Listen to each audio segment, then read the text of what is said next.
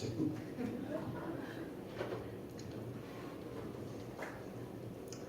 여러분들 반갑습니다. 주님의 은혜가 충만하시게 주의 이름으로 축원합니다. 목사님 너무 장관하게 이렇게 소개를 해주셔가지고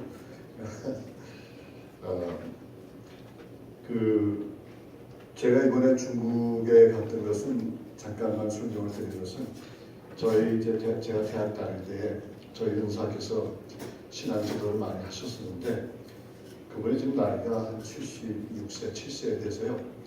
근데 지난 한 25년간 중국 전역을 다니시면서 그 지하교회 지도자들을 이렇게 훈련시켰습니다. 그래서 한 900여 명을 졸업을 시켰는데 이번에는 왠지 모르게 이분이 무슨 선견지명에 있어서 그런지 몰라도 좀 같이 갔으면 좋겠다 싶어가지고 근데 저도 그 초청을 받고서는 제가 지금 여행할 수 있는 그런 상황은 아닌데 갑자기 이제 기도한 중에 감동이 있어서 그래서 이제 계획하고 따라갔는데 들어오기는 2월 27일 날 여기 인천에 들어왔습니다. 근데 이제 한 2, 3일 쉬고 지난 월요일부터 한 주간이어서 가르쳤는데 그분이 북경에 도착하자마자부터 아프기 시작해가지고 그냥 일주일 내내 아프신 거예요. 그냥 기침을 엄청나게 많이 하시고 또 가져가신 약이 없는데 또 이분이 또 당이 너무 심하세요. 온 몸이 그냥 당 때문에 그 나타나는 증상들 있잖아요. 당이 최고로 악해졌을 때 나타나는 증상들 그런 걸 보면서 도저히 그분이 강의할 수 있는 시간이 안 돼가지고 그것까지 이제 했는데 하나님께서 우리 기도하는 동역자나 또 뒤에서 정말 중보하시는 사람들이 없으면은 사람이 과연 그 많은 시간을 서서 강의를 할 수가 있을까? 그 생각을 해봅니다. 그래서 여러분들 혹시 이제 뭐 잘 하시겠지만 우리 정 목사님이 어디 가서 뭘 하신다 그러면 절대적으로 좀 기도를 많이 하셔야 되는 게 이게 기도의 힘이 아니면 사람이 과연 10시간씩 12시간씩 이렇게 서 있을 수가 있을까라는 그런 마음이 와 있더라고요. 근데도 그렇게 많이 서 있었는데도 불구하고 별로 그렇게 피곤함을 느끼지 못했어요. 또 제가 이제 작년 11월 초순경에 자동차 사고가 큰 사고가 나가지고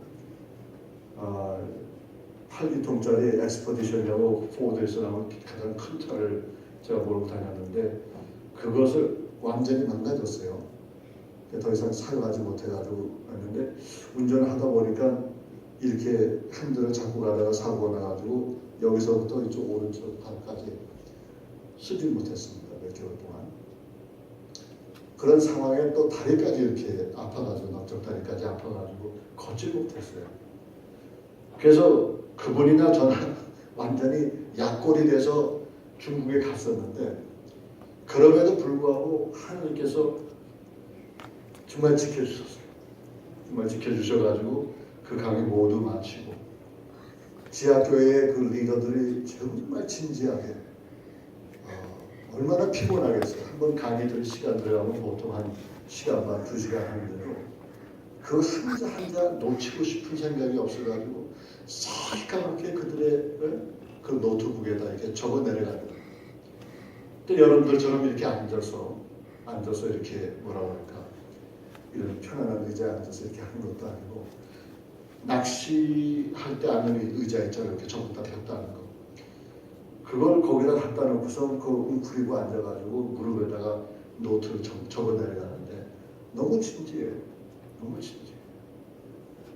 그러면서 제 자신을 돌아보고 미국에 있는 사람들 돌아봤을 때 참 우리는 너무나 평안한 가운데서 예배드리고 너무나 평안한 가운데서 말씀 공부한다고 너무나 평안한 가운데서 정말 말씀을 이제는 듣는 거에서 끝나는 게 아니라 이제 의문 나면은 그 즉시 가지고 있는 셀폰에서 이렇게 가지고 있는 인포메이션을 긁어내가지고 반항이라고 좀 강세죠. 조금 이 이견 차이가 있으면 그걸 가지고 툭 기록했다가 목사님한테 와서 항의하고 물어보는 그런 걸 봤을 때, 야, 참 세상이 너무나 악해졌구나 그런 생각을 해보는 겁니다.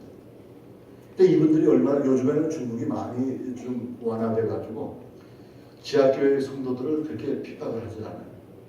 근데 이분들이 장소를 하나 이제 그러니까 너무나 주님을 사랑하다 보니까 그 아파트를 우층을 하나 샀는데 그건 맨 27층에 저는 지하교회라고 해서 항상 지하만 생각하고 있어요. 이번에 처음 갔기 때문에 아마 구석방이나 이런데 음침한 쪽에서 이제 이분들이 예배 드리는구나 그렇게 생각을 했거든요.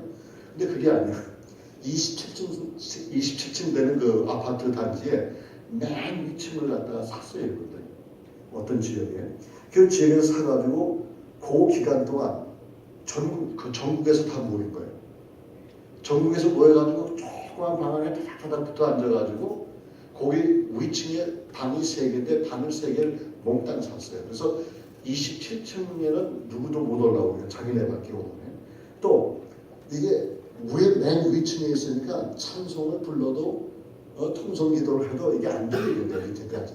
소리 나는 게 항상 밑에서 위로 올라가잖아요. 그런 걸 이렇게 보면서 야, 내가 이 사람들에게 뭘 가르치려 온 것이 아니라 내가 뭘 좀 하나님께서 그동안 너무 나태해지니까 날 보고 무슨 새로운 것을 좀 보고 가라고 그렇게 하시지 않은 것인가 이런 생각을 해보는 것이죠.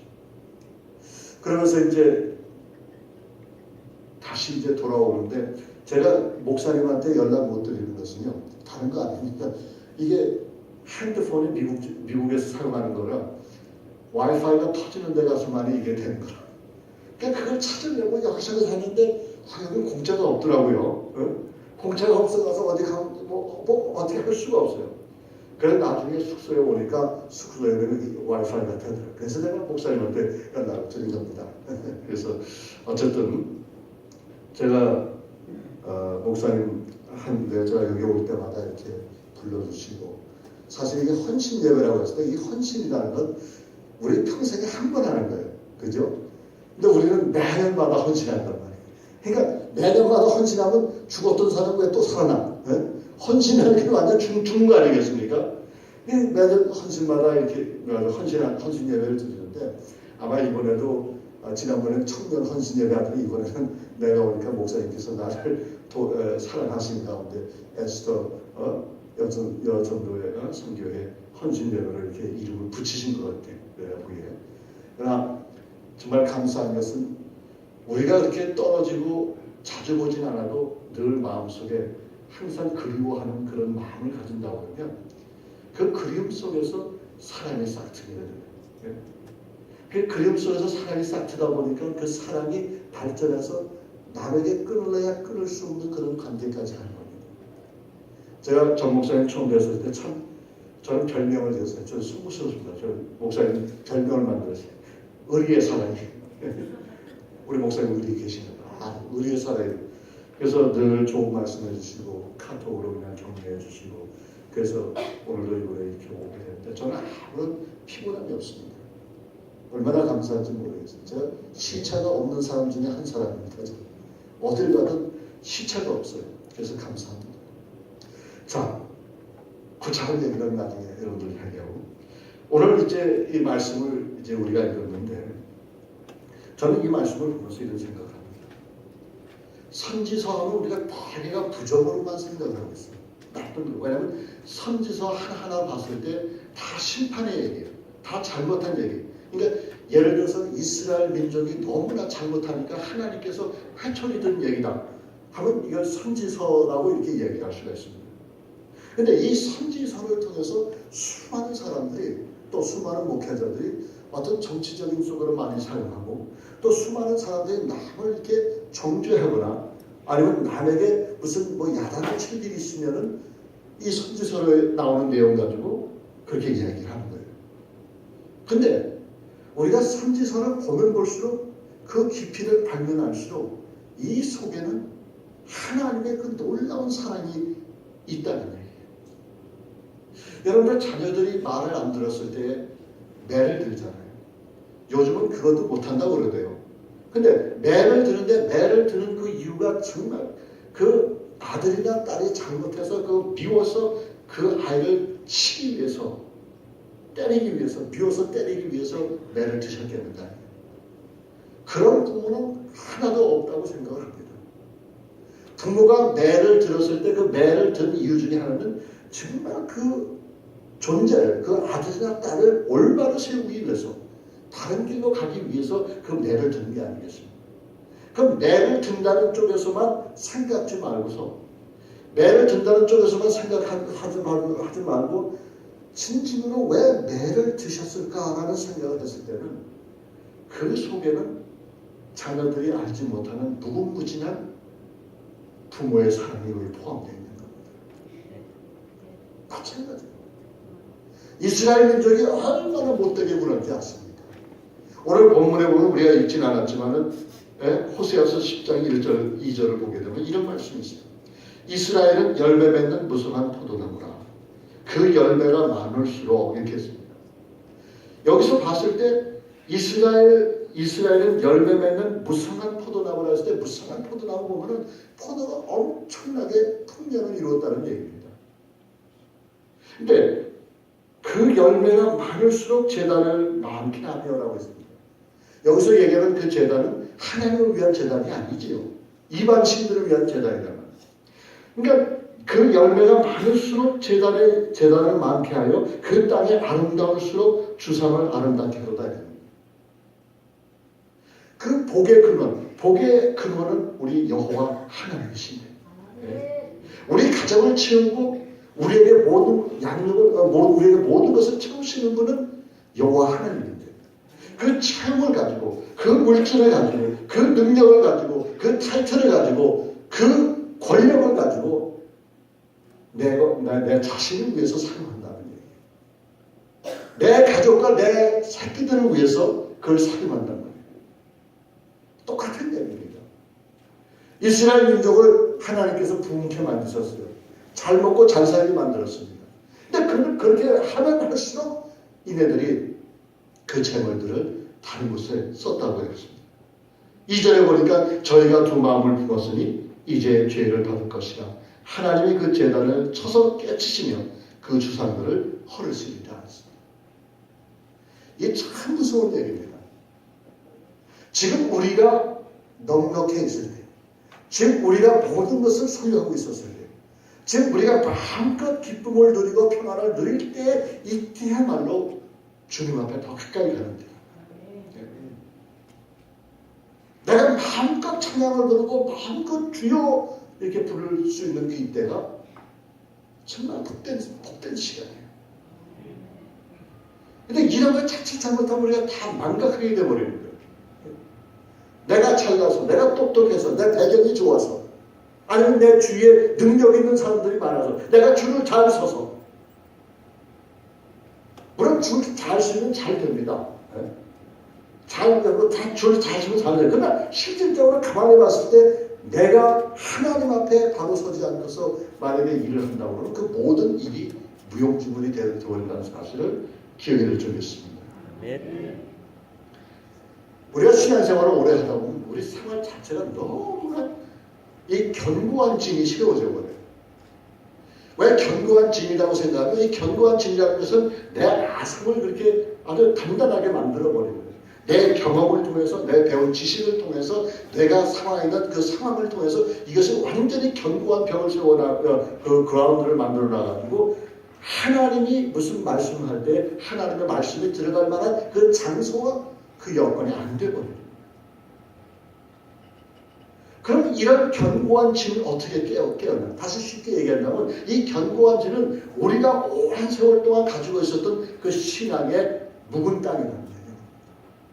왜 신앙의 묵은 땅이라는 얘기는 우리 생각을 통해서, 우리의 경험을 통해서, 심지어는 교회 안에서도 내가 그동안 20년, 30년, 40년, 50년 그 해온 신앙의 버릇 때문에, 습관 때문에 주님의 새로운 것을 느끼지 못합니다. 사도 바울이 그랬잖아요. 나는 날마다 새로운 것을 위해서 내 자신을 매일매일 죽인다고 했잖아요. 헌신인 거예요.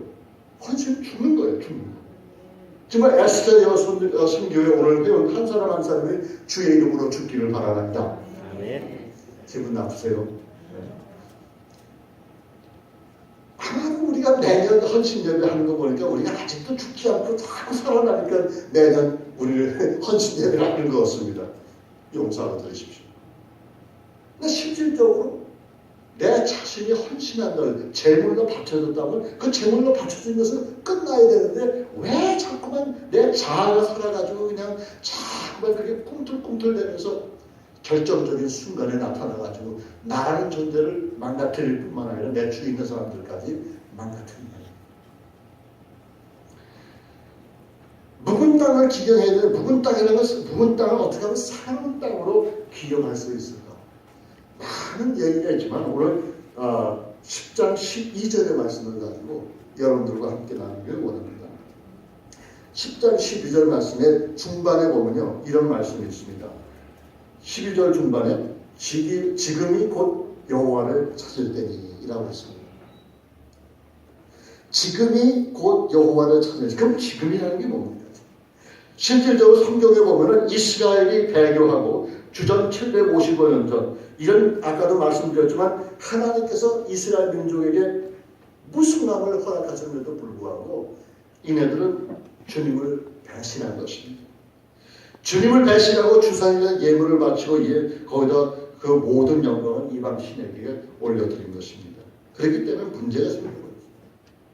그리고 10장 4절부터 8절까지를 보게 되면 이 거짓 맹세한 모습들이 나옵니다. 사람이 언제 가장 그렇게 나쁜 모습으로 나타났을 때는 그 거짓으로 뭔가 남에게 보이기 위해서 하는 행동. 이번에 비행기를 좀 타다 보니까 대한항공은 처음 탔습니다. 미국 비행기만 쭉 타고 다니다가 왔는데 대한항공을 타고 보니까 참 좋더라고요. 뭐가 좋으냐면 다른 게 아니야. 미국 비행기 타면 다 아주머니 할머니들이라 이렇게 서브를 하는데, 네?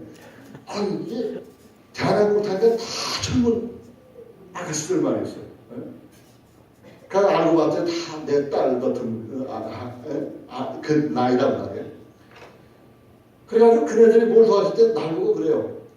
아버님 뭘 도와줄까요? 그래서 깜짝 놀랐어요. 왜 날 보고 아버님 내 눈에는 보면 나도 아직도 젊다고 제가 착각을 하고 있는 것입니다.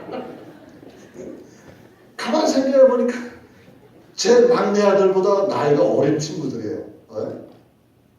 근데 그 친구들이 썰고 하는데 얼마나 그냥 상냥하게 썰고 하는지 몰라요. 근데 그 중에서도 다 그런 건 아니겠지만 그 중에서도 어떤 장면은 상당히 진심으로 하는 사람이 있는데 어떤 친구들은 필요 이상으로 너무 미소를 띄우고 자꾸만 웃기는 얘기도 아닌데도 자꾸 이제 웃으면서 막 얘기를 하는 거예요.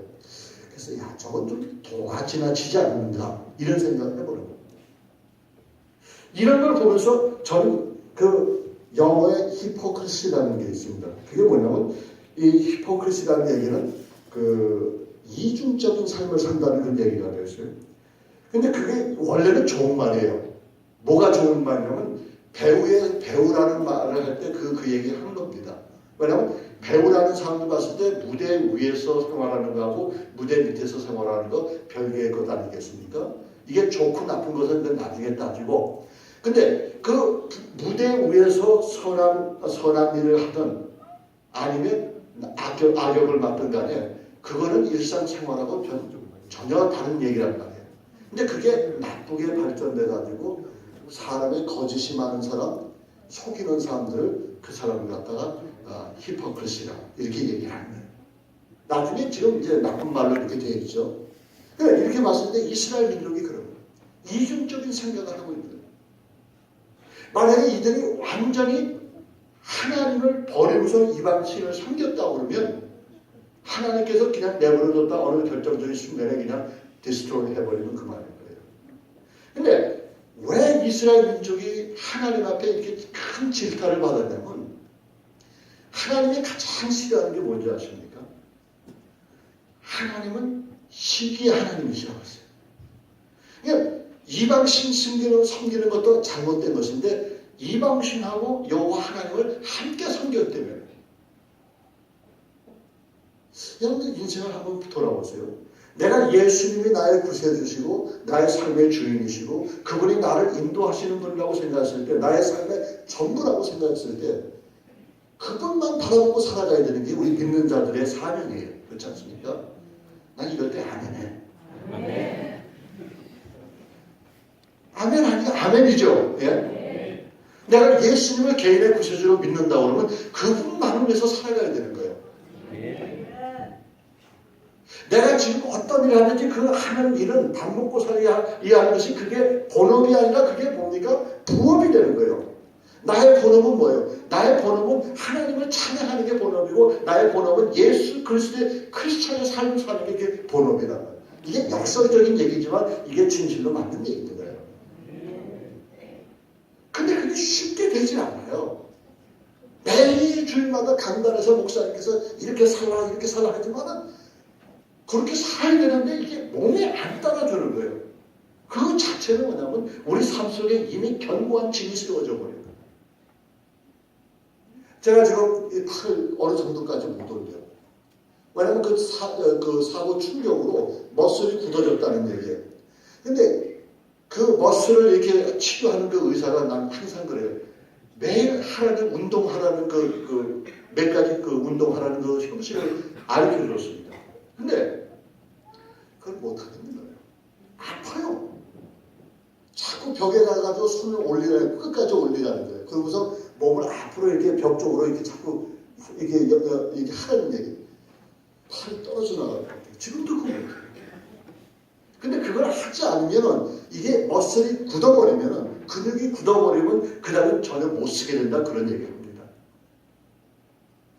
이게 잘못된 사상이 잘못된 생각들이 우리 믿음 생활에 이렇게 들어오기 때문에 그런 것 때문에 우리 그걸 갖다 나쁜 습관이라고 해요. 습관이라는 건 다 통틀어서 나쁘다 이렇게 얘기할 수는 없지만 우리가 버려야 할 습관까지도 우리는 계속 홀딩인 하는 거예요. 계속 붙들고 있는 거예요. 왜냐? 우리가 전에 우리가 그동안 그렇게 해왔기 때문에 이런 사상 속에서 살기 때문에 하나님의 말씀이 나의 삶의 기준이 되는 것이 아니라 그렇게 되어버려요.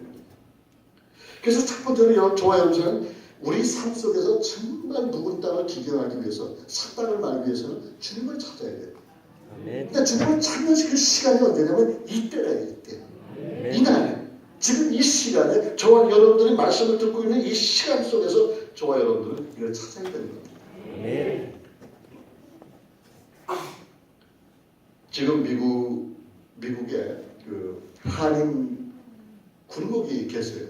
여기 군목하고 미국 군목하고는 좀 다릅니다. 제가 왜 이 설명을 하냐면 이분의 삶을 통해서 참으로 놀라운 하나님의 역사를 볼 수 있기 때문에 좀 시간이 걸려도 되는 말씀을 드리길 원해요. 왜 그러냐면 이 김태일 목사님, 테일러 킴이라는 이 목사님이 계신데 이분이 실질적으로 이 신학교 가서 이제 군목이 되기까지는 상당한 어려운 고통을 당했어요. 그분의 얘기를 들으면서 인생이 정말 이렇게 힘들 수가 있겠구나라는 생각을 합니다. 아직도 사모님은 아프세요. 그 딸하고 아들 남매를 두었는데 딸 남매도 처음에 어렸을 때부터 그 딸이 자기 동생을 키우는 거예요. 어머니가 못 키우는. 근데 아버지 어머니 둘 다 병원에 계세요. 그러니까 이 도대체가 못할. 게다가 또 유학생들이 많이 오기 때문에 이제 방 3개짜리 집에서 살았는데 한 방은 자기 식구 4명이 살고 다른 2방은 유학원 학생들 갖다가 거기다 이네들도 유학 와서 아무것도 할 수 없으니까 부른 거죠. 그러니까 14명인가 16명이 그 한 집에서 사는 겁니다. 근데 이렇게 저렇게 다 굉장히 들을 수가 없겠지만 너무나 힘들어서 이 사람이 하루 완전히 반 미쳐가지고 자동차 몰고 나가지고 그 아리조나 사막은 너무나 넓거든요. 그 사막을 그냥 막 달린 거예요. 정처없이. 1시간 반, 2시간을 그렇게 달려도 인적도 없어요. 그냥. 그렇게 달리다 보니까 갑자기 하나님 앞에 불편하기 시작한 거예요. 하나님 뭡니까? 그러면서 혼자 스트러글하고 혼자 거기서 고난을 당하면서 계속해서 그냥 하나님하고 싸우는데 하나님께서 그러는 거예요. 나는 지금 이때다 이게. 뭐냐면 그때 이때의 주님을 찾아라. 네가 여태까지 찾지 않았지 않았니? 여태까지 네가 다 일하고 영어 잘하지, 한글 잘하지, 위트가 있지, 모든 그 매니지먼트도 잘하지. 하여간 길은 잘 만한데 너무 못하는 게 없어요. 그거. 그러니까 여지껏 자기가 가만 보니까 하나님을 믿는다고 했지만은 그 하나님을 믿는다고 하고서 말로만 했지 자기 삶을 한 번도 한 분야도 하나님 앞에 맡겨본 적이 없다는 거예요. 그러면서 기도하는 가운데 새벽 4시가 5시간에 그가 결정하기로 모든 걸 하나님 앞에 맡기고 자기는 군에 들어가야 되겠다는 거예요. 그 군에 들어갔어요. 근데 여기에 한국군의 그 군목하고 미국의 군목하고 다른 게 있습니다. 뭐가 다르냐면 미국의 군목은 그 병과 중에 하나입니다. 그렇기 때문에 여기 한국에 있는 그 군목의 어떤 종교적인 특혜나 이런 게 없어요. 거기에 기갑병이나 보병이나 똑같은 행동인데 병과는 다르고 똑같습니다. 그렇게 하는 게 얼마나 힘들겠어요. 근데 그 사람이 거기 들어가가지고 열심히 그냥 군생활을 하는 겁니다. 군생활하다 결국은 이제 계급이 올라가고 지금은 이제 캡틴으로서 좀 계속 이제 섬기고 있는데 지금 나이가 42세, 43세 됐는데도 17, 18살 되는 그런 청년들과 함께 연변장에서 2마일, 3마일 막 뛰는 거예요. 매일 아침. 그러면서 자신의 생활 가운데서 가장 중요한 게 뭐냐면 내가 힘들고 어려웠을 때 왜 힘들고 어려운 것을 발견해 보니까 힘들고 어려운 가장 기본적인 요소는 내가 모든 일을 해결하려고 했기 때문에. 그래서 그건 하나님을 찾고 하나님을 찾는 그 가운데서 자신을 찾을 뿐만 아니라 여호와 하나님을 더 찾았다는 얘기입니다. 두 번째로 우리가 두 번째로 저와 여러분들이 실질적으로 생각했을 때 묵은 땅을 산 땅으로 기경할 수 있는 가장 중요한 것 중에 하나가 주님을 찾을 때가 찾는 거하고 그 다음에 두 번째로는 말씀을 찾는 것. 자, 12절에 다시 보면요. 12절에 너희가 자기를 위하여 의를 심고, 제가 옛날 성경 구절이 있기 때문에 좀 다르겠지만 저희가 자기를 위하여 의를 심고 그랬습니다. 의라는 것은 하나님의 의입니다. 그죠? 그래서 여기서 자신의 의를 심는다 이런 얘기는 실질적으로 자기 속에 있는 모든 것을 다 제거하고 하나님의 의를 하나님의 긍휼을 거두고 하나님을 위해서 의를 심고 여호와를 찾을 때니 했을 때 하나님의 말씀을 찾는 그 모습이 나오는데 13절에 너희는 악을 밭가라 죄를 거두고 거짓 열매를 먹었느니 이는 내가 내 길과 내 용사의 많음을 의뢰하였습니다. 우리가 많으면 많을수록 우리의 가시적인 것을 많이 의존한다는 얘기입니다. 이건 믿음이 될 수가 없어요. 여러분 꿈이라는 얘기를 한번 생각해 보세요. 꿈이라는 것은 내 자신이 이룰 수 없는 것을 갖다 꿈이라고 합니다. 만약에 내가 자신이 이룰 수 있는 같은 생각이라면 그건 꿈이라고 할 수가 없는 겁니다. 그건 망상이에요. 그러니까 꿈을 가지나 꿈을 가지는데 꿈을 갖는 것은 좋은데 그 꿈을 생각해보면 내 자신이 그 꿈을 이루기 위해서는 절대 불가능한 사실이 있는 겁니다. 그것이 꿈이에요. 근데 그 꿈을 가졌을 때 그 꿈이 이루어지는 과정을 보면은 사람이 생각지도 못하는 그 방법을 통해서 그 꿈이 이루어지는 겁니다. 자, 이걸 보면서 저와 여러분들이 실질적으로 하나님의 말씀을 통해서 내가 날마다 주님 앞에 경건한 삶을 하고 말씀을 암송하고 말씀을 묵상하고 그래서 말씀대로 살고자 하는 그런 의지와 그 사랑을 내가 가진다고 하면 묵은 땅이 새 땅이 되는 것은 시간 문제예요. 왜냐하면 말씀이 나로 하여금 지적을 하고 있기 때문에 이거는 말씀에는 이렇게 되고 말씀은 저렇게 됐기 때문에 그 듣는 것을 끝나는 게 아니라 그 말씀을 들은 다음에 실질적으로 그걸 하나에 놓으려 내 인생에 내 삶 속에서 그걸 바꾸기 위해서는 이게 마치 묵은 땅을 쟁기로 가는 것처럼 아픔이 있다는 게. 근데 현대 기독교인들이 가지고 있는 병폐 중에 하나가 이 아픔과 고통의 길을 가고자 원치 않기 때문에.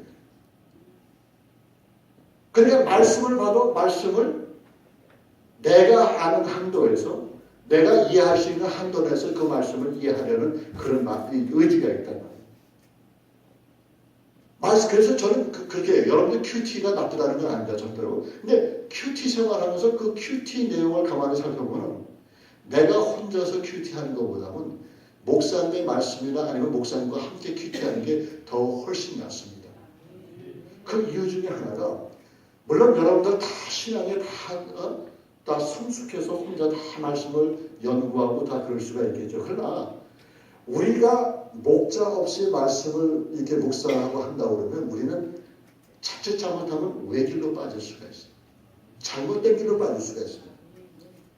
왜냐하면 말씀을 선포했을 때 그 말씀이 내 삶 속에서 가시와 같은 그런 말씀이라고 하면 이거는 하나님께서 내게 주신 말씀이 아니구나 해서 슬쩍 넘어가 버립니다. 그게 우리 인간의 본능입니다. 누가 나를 지적했을 때 그 지적한 사람이 참 기분 나빠요. 내 자신이 기분 나쁘고 그 지적한 사람들에서 사랑보다는 미움이 또 반사작용을 해버리는 거예요. 그러니까 절대 혼자 믿음 생활 하려고 그러지 마세요. 왜냐하면 혼자는 못합니다. 이건 이미 목사님들도 마찬가지예요. 목사님 혼자도 쓰지 못해요. 그 목사님들도 가만 보시면 그분들이 함께 모여서 기도하고 함께 모여서 서로 이렇게 하시는 분들이 적어도 한두 명은 꼭 계십니다. 외길로 가시는 분은 없어요. 만약에 외길로 가시는 분들이 있다고 하면 그분은 10중 8구 이단으로 빠질 가능성이 많은 거예요. 하물며 여러분들 무시하는 건 절대 아니지만 여러분들이 말씀을 받고 말씀을 가르침을 받는 자의 입장에 섰을 때 말씀을 제대로 해석하고 못한 것을 제대로 이렇게 나누어 주시는 이 목회자 밑에서 믿음 생활을 하게 된다면 그 말씀을 받아들이는데도 그렇고 상당한 효율적인 그런 믿음 생활을 할 수 있다 저는 확신하는 것입니다. 왜냐하면 강단에서 선포되는 말씀이 비록 내 자신을 찌르게 하고 나를 기분 나쁘게 하고 그렇지만 그 말씀을 정말 내가 약이 쓰듯이 그 말씀을 내가 받아들이면 결국 내 인생에 하나님의 말씀화되는 그 역사가 일어나는 겁니다. 그래서 현대 기독교인들의 병폐라는 것은 저를 포함해서 많은 사람들이 Thus saith the Lord, 하나님께서 말씀을 하셨는데 그 말씀 자체가 내가 받기 힘드니까 이거는 옆에 있는 김 집사가 들어야 꼭 알맞는 말씀이다.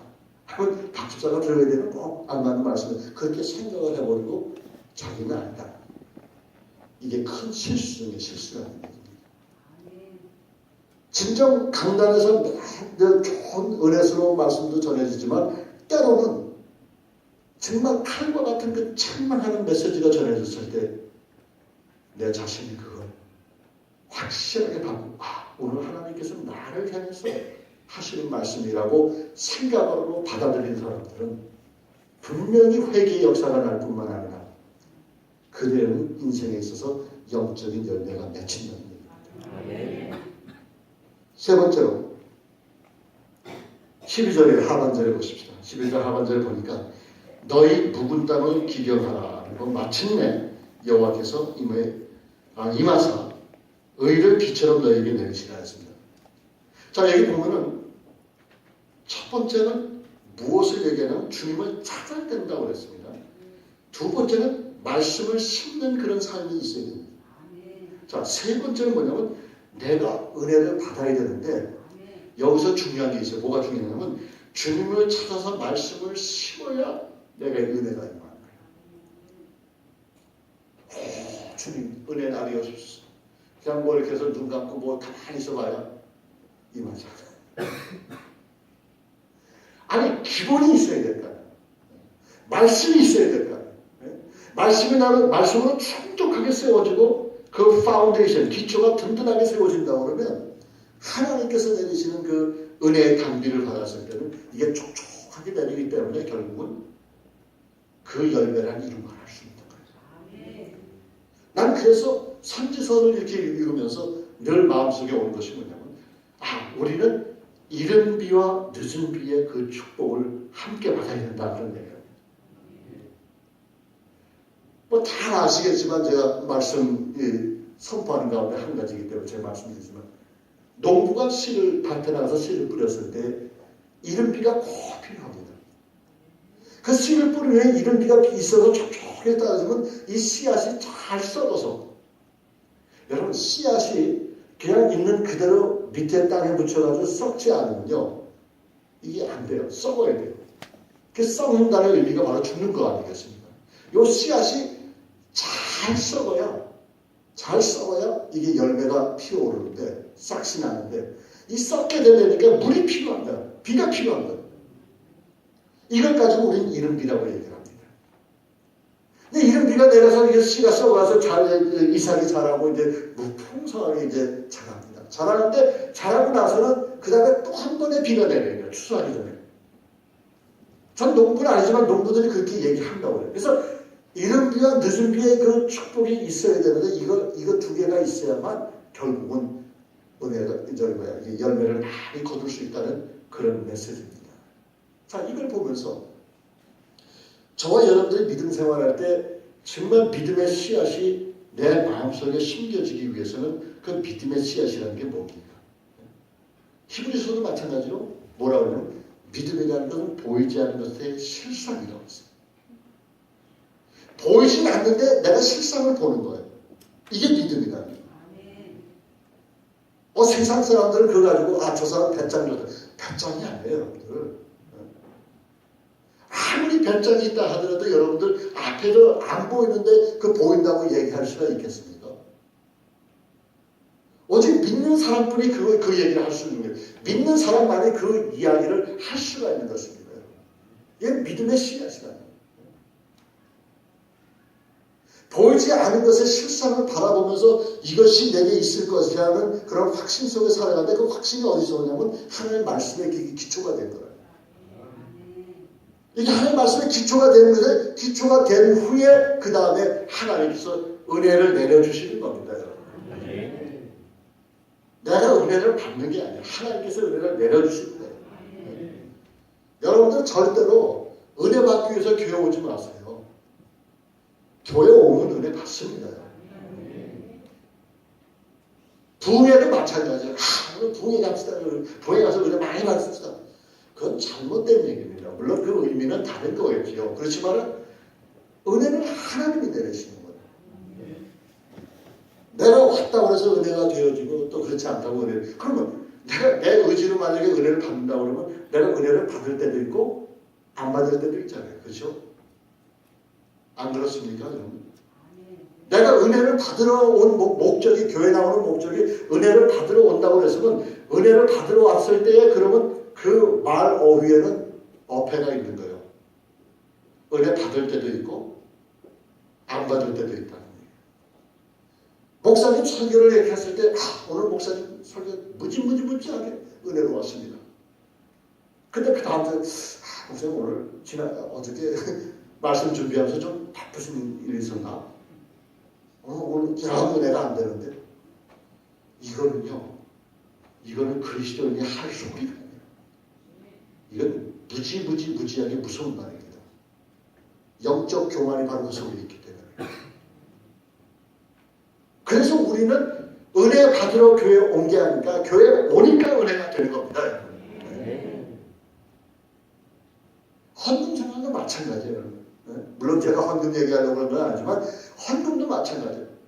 내가 복을 받기 위해서 헌금을 합니까? 아니면 헌금을 하니까 하나님께서 복을 주십니까? 전제 후제. 그렇죠? 우리가 믿는 하나님이 이 세상의 우상들과 달라요. 내가 헌금을 많이 했다고 해서 하나님께서 은혜 많이 베풀어 주고 헌금을 적게 했다고 해서 조금 주고 이런 우리 하나님은 완전히 조그만 상자 속에 집을 엮는 그런 몰상식한 사람들이 너무나 많단 말이에요. 그러면 안 돼.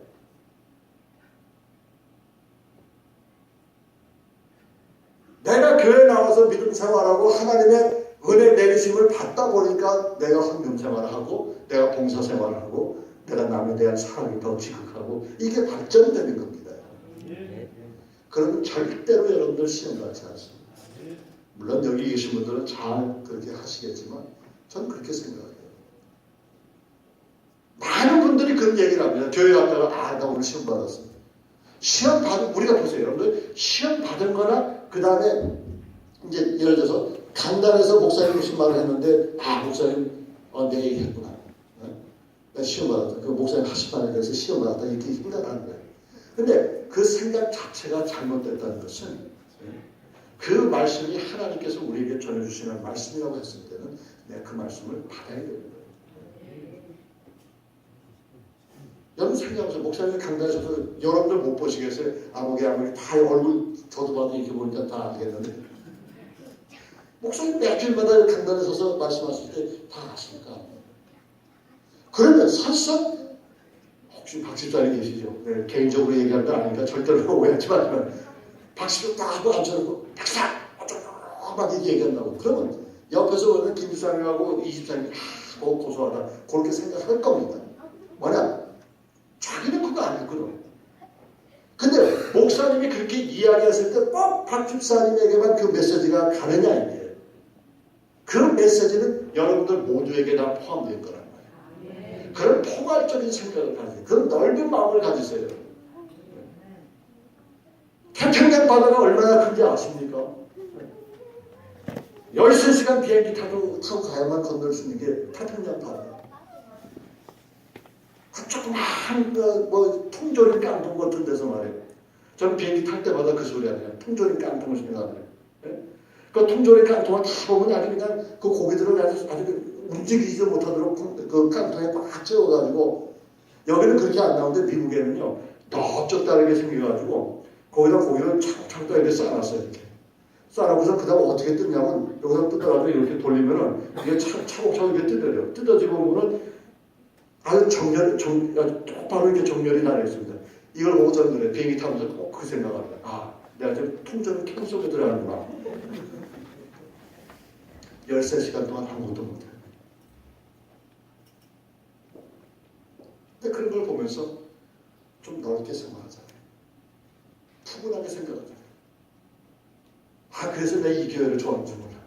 큰 사람 교회, 말 그대로 큰 사람 교회. 큰 사랑이 뭡니까? 나는 먹지 않아도 나는 편안하게 지내지 못하고 남만 잘하면 될 거 아니에요. 더 나아가서 예수 그리스도의 큰 사랑을 전하는 교회가 아니겠습니까? 이렇게 얘기해야지. 이따 저녁에 제가 밥을 먹겠으니까 요거 그런 겁니다. 하지만 여러분 생각해보세요. 산당이라는 건 주님께서는 우리의 묵은 굉장히 견고한 진을 날마다 깨기를 원하세요. 근데 이게 안 깨지는 거야 이게. 그래서 세 가지예요. 그 세 가지가 이때를 보면서 뭘 배우냐면 실제로 지금 이때가 주님을 찾는 때고 지금 이때가 말씀을 심는 때고 이 주님을 찾고 말씀을 심으니까 그 다음에 주님께서 뭐랍니까? 이름 비유와 대sun비로 우리에게 은혜를 내리실 줄 믿습니다. 그러니까 이 은혜 받은 삶을 계속 살다 보면 여러분들 내가 전도하지 말라 해도 전도할 것이고 나눠주지 말라 해도 다 나눠주는 거예요. 그게 얼마나 아름답습니까? 여러분들 교회에서 꼭 시켜야만 합니까? 이번에 설교하면서 제가 이 말씀만 드리고 이제 말씀만 정리하겠는데 이번에 가서 했을 때 다 좋았는데 한 가지 마음에 걸리는 게 있어요. 그게 뭐냐면 이분들은 자율적으로 하는 게 없어. 꼭 누가 시켜야만 일을 해요. 어떻게 보면 공산주의가 아마 그런 거지 않을까 이렇게 생각이 됩니다. 그 사회주의 사상은 시키지 않으면 절대 일을 안 해요. 시키면 합니다. 이러면 안 돼요. 우리 삶 속에서 모든 것이 자율적으로 마음속에서 기쁨이 흘러나오고 마음속에서 사랑이 흘러나오고 이런 것을 통해서 자율적으로 이렇게 행동을 취하는 것이 바로 그리스도인의 삶이에요. 그 은혜를 받고 나니까 내가 견디지 못해서 와서 옆에 사람에게 얘기하는 거예요. 우리 교회 가줍시다. 교회 가야 됩니다. 예배 드려야 됩니다. 예수 믿어야 됩니다. 예수 믿으세요. 나라 믿어. 예, 잘 믿겠습니다. 그래도 예수 믿어야 됩니다. 그 말하고 말면 그 말에 괜히 기분 나쁘게 생각할 필요가 없는 거예요. 아침에 올 때도 저 버스 정류장에 택시 타고 왔는데 이분이 아침부터 기분이 안 좋으신 것 같아요. 아침 새벽부터 수고 많으십니다. 왜? 아무 인생은 그렇게 살아요. 좀 즐겁게 살지. 교회 나오세요. 교회 안 나와요. 그래도 나가셔야 됩니다. 무정한데 안 나온다. 그래도 예수 믿어야 됩니다. 그럼 말하고 그러면 그 양반하고 나하고 이제 또 언제 만날 거예요? 그래서 여기 버스 타면서 여기까지 오면 또 택시 운전사라면 안 되죠. 택시 기사님이 언제 쭉 오는데 교회를 찾지 못하는 거예요. 근데 목사님 실수했어요. 여기 일곡동이라고 했죠. 근데 일고동이라고 해놨어요. 그래 난 또 목사님 말씀은 적절히 믿고 아니 이게 맞습니다. 이게 일고동이에요. 일고동. 여기 광주에 일고동이 없대. 일곡동이 있어요. 근데 전화를 하시나 봐. 그래서 나도 전화하고 나도 이제 내가 주소를 보니까 거기 일곡동이라고 나와있어요. 그분이 오다가 여기 그거 교회 찾기 힘든데 여기 교회 너무 많죠? 그랬더니 너무 많대. 뭐 집집마다 50m마다 하나씩 있대. 그래도 교회 나가시는데 안 나가대요. 너무 쌈박질 하고 안 좋대. 그래도 나가셔야 됩니다. 그럼 나와서 이제 회의하면서 그렇게 가버린 거예요. 근데 그럼 이게 성의 없는 행동일지 몰라도 결국은 그 사람 속에서 내가 한 말이 나는 그게 그 한마디 하는 구성은 그 사람의 그 한마디가 그 가슴에 찔리기를 원하는 거예요. 심겨지기를 원하는 거예요. 그럼 누가 다른 사람이 그 사람을 향해서 전도했을 때 그때 어떤 미국에서 어떤 젊은 사람이 그 소리 한 거 그때 기억나는 겁니다. 저 아직 청년이에요. UN 보고서에 보니까 65세까지는 청년이라고 그러고 66세부터 장년에 들어간다고 했습니다. 아멘, 할렐루야. 열심히 사세요. 왜 주눅들어 살아요? 왜 물론 인생을 우리가 돈 많고 모든 것이 넉넉하고 모든 것을 자유로우면 참 좋겠지만 인생이 그건 아니잖아요. 그죠? 항상 우리가 배 골고라고 살 때 그거 안 난다. 그러니까 좀 넉넉하게 그게 우리 그 전통적인 어떤 교회 그 어떤 습관적으로 안 좋은 그 견고한 습관적으로 살지 말고 좀 풍요롭게 사시면서 참 전도도 하고 남한테 욕 먹으면 어때요? 그래서 그 욕 먹으면 그 사람 나하고 매번 친구한테 만약에 욕 먹는다고 그러면 좀 기분 나쁠 거예요. 그건 그 사람 또 만나게 되니까. 근데 전혀 모르는 사람 평생에 내 그 택시기사들을 언제 또 다시 만납니까? 그래서 광주 안 내려올 거예요. 그 광주 안 내려오면 그분들 언제 만날 거예요? 그 상관없는데 그 사람들이 욕하든 뭐하든 그러십니까? 그러고 그냥 가버리면 그만이에요. 그건 괜히 기분 나빠가지고 그냥 투덜투덜대고 그냥 그럴 필요가 없다는 얘기입니다. 왜 인생을 그렇게 사세요? 폭넓게 사세요. 이게 바로 그리스도인의 삶이라는 사실을 보고 날마다 은혜가 새롭잖아요. 새로운 은혜를 날마다 주시는 그 은혜를 우리가 받아 살면서 실질적으로 저 여러분들이 인생을 살아갈 때 기도 한마디에도 굉장히 힘이 납니다. 기분 나쁠 때 기도해 시켜보세요. 기도가 나오나. 저도 기도 안 나와요. 집사람하고 한참 투닥투닥거리며 싸우다 보면 그래도 목사니까 기도해야 될 거 아니에요. 그래서 기도하다 보면 하나님 한마디 하고서 그 다음에 한참 있다가 킥킥대고 웃어버려요. 왜냐면 그 다음에 한참 심하게 싸우고 나서 어떻게 기도 소리가 나오는 거예요. 뭐라고 그럴 거예요. 이 죄인 용서하십시오. 그렇게 기도하려니까 내가 부인한테 너무 내려가는 거고, 그렇다고 또 멀찌감한 사람 좀 깨워주십시오 하려니 또 상처 또 받을 거 없고. 여하튼 이런저런 많은 말씀드렸지만 실질적으로 우리는 항상 그 습관 때문에 우리 신앙이 망쳐질 때가 있습니다. 그 습관이 발전하면 그게 묵은 땅이 됩니다. 이 묵은 땅 속에서는 아무런 생명력이 없습니다. 그래서 이걸 갈아야 돼. 뼈를 깎는 듯한 아픔이 있어도 이걸 갈면서 실질적으로 해야 되는데, 성경은 그런 얘기 하잖아요. 하나님을, 주님을 찾고 은혜의 씨앗을 뿌리면, 말씀의 씨를 뿌리면은 그 다음은 하나님께서 책임져 주십니다. 열매는 하나님께 있습니다. 이 열매를 바라보시면서 이번 한 주간도 승리하시기를 주의 이름으로 축원합니다. 기도하십시오. 참으로 고마우신 아버지 하나님 은혜 감사합니다. 날로 순간순간마다 우리가 믿음 생활하는 가운데 분명히 알지만은 내가 행동에 따르지 않을 때가 있습니다. 행동에 따를 수가 없을 때가 있습니다. 그런데 우리의 그 안 좋은 습관들이 참 말씀을 순종하는데 많은 걸림돌이 된다는 사실을 오늘 말씀을 보면서 이제 느끼는 가운데, 주님, 이제야말로 주님을 찾을 때고, 이제야말로 주님께서 아버지께서 허락하신 그 말씀을 심을 때니, 주님을 찾고 그 말씀을 심게 되면 은혜는 주님께서 주시는 것이고, 그 받은 은혜의 삶을 통해서 우리의 삶의 영역이 넓어지고, 보는 비전이 달라지고, 꿈이 넓어지고, 우리가 바라보는 그 모든 그 일들을 봤을 때 포괄적인 면에서 정말 비록 이곳에 살지만은 세상을 가슴에 품고 살 수 있는 그런 놀라운 자리에까지 갈 수 있다는 확신이 있음을 부인치 않습니다.